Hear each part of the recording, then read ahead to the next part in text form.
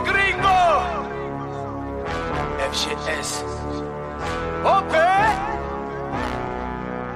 Bien, salut, c'est OP, j'espère que vous allez bien. Bienvenue sur ma chaîne YouTube. Très content de vous retrouver pour cette vidéo d'avant-match.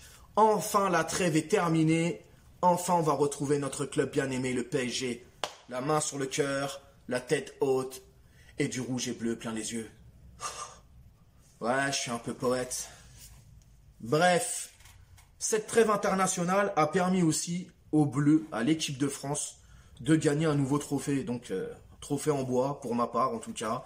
Hein, c'est des matchs amicaux camouflés en Ligue des Nations, je sais pas quoi, machin. Bon bref, quoi qu'il en soit, c'est une nouvelle coupe dans la vitrine de l'équipe de France. D'ailleurs, notre Kiki national a été plutôt bon lors de cette Ligue des Nations.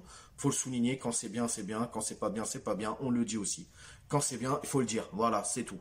Donc, bravo à l'équipe de France. Mais là, place au PSG. 10e journée de Ligue 1, Paris va ouvrir le bal face au SCO d'Angers. Le premier qui affronte le 4e. Donc, Paris toujours premier malgré la défaite contre Rennes, qui n'est toujours pas passé pour énormément de supporters. 2-0 avec la prestation qu'on a fait en plus et l'équipe qu'on avait. C'est inconcevable et c'est pour moi une faute professionnelle. Mais on va passer vite à autre chose parce que sinon ça va commencer à m'énerver. Donc voilà, Paris premier avec 24 points et le SCO d'Angers, à la surprise générale, pointe à la 4e place avec 16 points. Encore une fois, j'applaudis. Bravo pour le SCO d'Angers, 4e, pas mal. Mais attention Paris les gars. Attention, demain, sur le terrain, faut tout de suite être dedans. Parce que Paris a tendance avec les petits à les regarder de haut, à se la raconter, à tricoter, à se regarder dans les yeux, à jouer à la baballe. Et ça, c'est pas possible. Surtout que Angers, déjà Angers, je crois qu'ils sortent d'une victoire avant la trêve. Ils ont gagné 3-2 face à Metz, il me semble. Bref, Angers, c'est une équipe qui joue à la balle. C'est une équipe qui n'a pas peur d'aller au contact. C'est une équipe joueuse. Et ils ont les joueurs en plus pour. On sait qu'ils ont Sofiane Bouffal, j'aime bien ce joueur. Ils ont Baoken et ils en ont d'autres. Mais voilà, c'est une équipe qui est joueuse et qui joue au ballon. Et qui va pas avoir peur de se confronter au PSG, tout simplement. Donc voilà, Paris doit être concentré. Paris doit respecter son adversaire. Et si Paris respecte son adversaire, doit normalement et largement s'imposer lors de ce match et remporter les 3 points.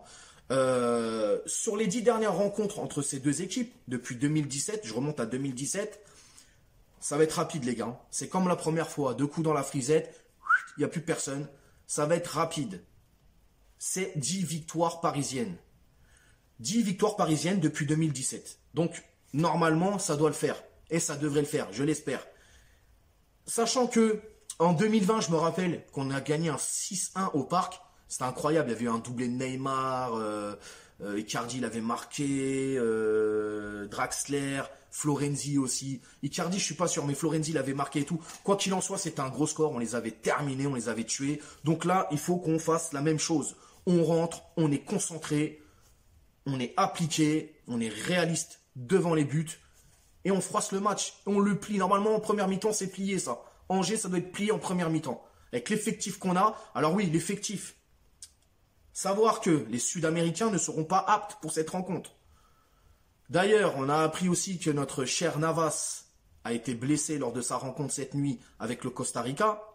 Il est sorti sur blessure, donc c'est les adducteurs, mais pour l'instant, on ne sait pas encore l'indisponibilité, combien de temps, etc. Mais bon, quoi qu'il en soit, il est out. Ça, c'est sûr. Donc, les Sud-Américains à oublier. Donc, pour moi, je vois un 4-3-3 lors de cette confrontation. Un 4-3-3, une équipe assez équilibrée. Je vois Donnarumma dans les cages. La charnière centrale, ce sera pour ma part Kipembe et Kerrer, accompagné à gauche de Mendes et à droite de Hakimi. Pour le milieu de terrain, ce sera Verratti en sentinelle, Herrera et Gay pour l'épauler. Et en attaque, on aura Icardi en pointe avec Mbappé et Draxler aussi pour l'épauler en attaque. Donc voilà, c'est mon 4-3-3, c'est un 4-3-3 assez équilibré. Normalement, je l'espère que ce sera cette équipe mise en place. Après, on connaît Mauricio, il aime bien nous sortir des fois des petits coups comme ça derrière un buisson. Il nous fait un petit truc bizarre et tout. Mais quoi qu'il en soit, pour moi, j'espère que ce sera cette équipe mise en place. Le score, je vois un 4-0. Je vois un but d'Icardi, un doublé de Mbappé et un but de Gana. En ce moment, Gana, il est incroyable. Il marche sur l'eau, il est phénoménal. Et il est décisif. Et je pense que demain, il va encore mettre son petit but de Gana. Ça serait bien en tout cas, je l'espère. Donc voilà, 4-0 pour le score.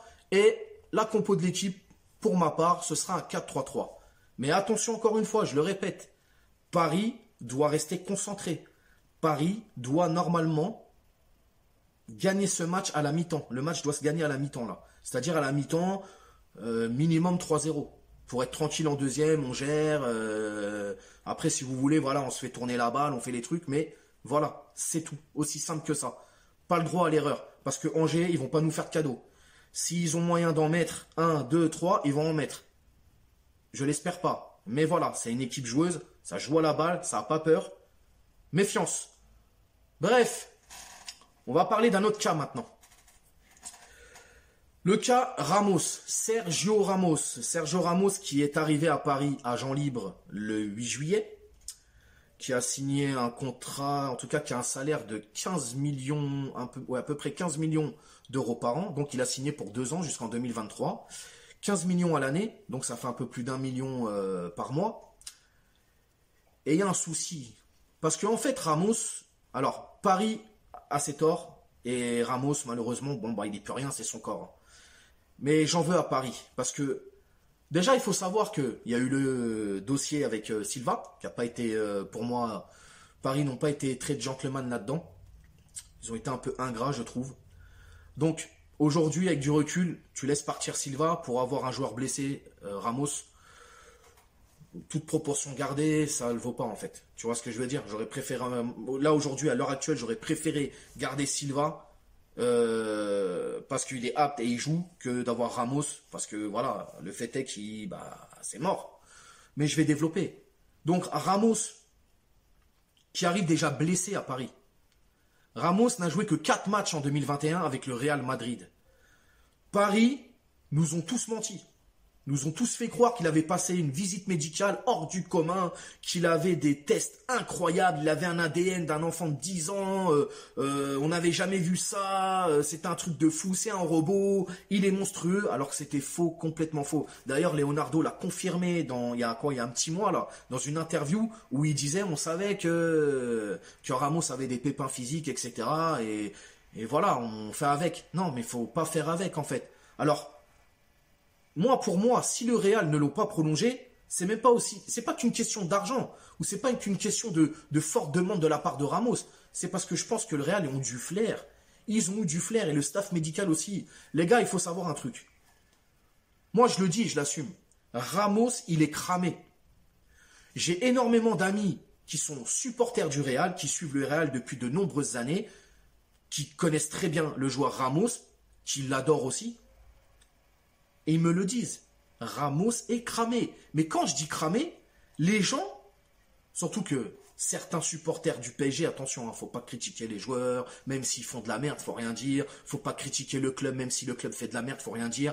Le PSG doit être toujours bien, toujours propre, etc. Moi, je suis pas comme ça. Je suis un supporter, certes, mais quand il y a des choses qui vont pas, je le dis et je me gêne pas pour le dire.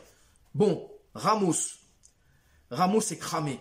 Quand je dis cramé, je dis pas qu'il a pas le niveau, je dis pas qu'il pue la merde, je dis pas que ça y est, il est rincé ou quoi. C'est que son corps est cramé, les gars. Il faut se l'avouer à un moment donné. Il est arrivé le 8 juillet. Juillet, août, septembre, octobre. Il a même pas repris l'entraînement individuel ou avec le collectif.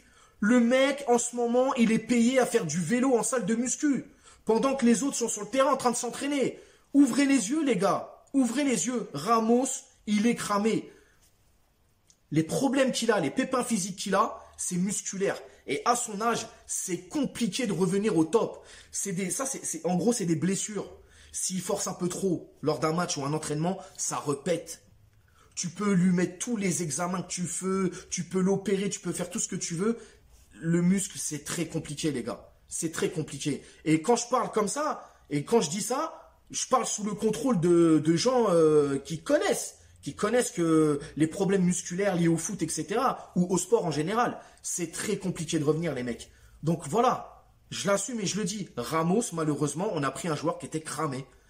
Paris se sont dit peut-être qu'avec leur partenariat au Qatar avec Aspeta ou je sais plus quoi là, le truc médical futuriste, etc. Peut-être qu'ils se sont dit qu'ils allaient le remettre sur pied, etc. Mais finalement non. Finalement non. On est forcé de constater que non. Le gars devait reprendre face à Angers. Finalement, ça a été repoussé. On nous dit Leipzig. Leipzig s'est repoussé. Ensuite, on nous dit il sera là pour l'OM. Aujourd'hui, et même là, j'apprends que c'est out pour l'OM. Maintenant, on nous dit il sera là pour le 29 face à Lille. Et vous verrez que face à Lille, il sera toujours pas là. Bref, faut ouvrir les yeux, les gars. On a récupéré un joueur qui est cramé. Son corps n'y arrive plus. Ramos pourra toujours revenir au top ou quoi que ce soit. Mais ce genre de pépin physique, c'est compliqué. Quand c'est musculaire, là, c'était le mollet. Après, ça a été la cuisse. Maintenant, c'est le cartilage du genou. Les gars, ouvrez les yeux, s'il vous plaît. Arrêtez arrêtez de penser avec... parce que c'est Ramos, voilà. Non, parce que c'est Ramos, ok. Ramos, ça reste Ramos, c'est un grand joueur. Ça n'enlève en rien de ce qu'il a fait dans sa carrière, etc. Mais là, aujourd'hui, il est cramé. C'est tout, il faut l'avouer, il est cramé. Alors, s'il revient plus tard, il fait 5-6 matchs et il se reblesse, ouais, mais c'est fini. Ça y est. À un moment donné, faut se l'avouer. Donc, je voulais en parler un petit peu parce que ça fait débat en ce moment. Et surtout quand tu te permets de dire ce que tu penses, qui va à l'encontre de la majorité, et bah, tu te fais taper dessus. Mais moi, voilà, en tout cas, on assume, on est des bonhommes. Ça, on peut pas nous l'enlever. Sur ce, je vous invite à vous abonner à la chaîne, à commenter, ça permet d'échanger, etc. À liker, partager. Et je vous dis à demain pour le débrief après le match PSG-SCO d'Angers. Ciao!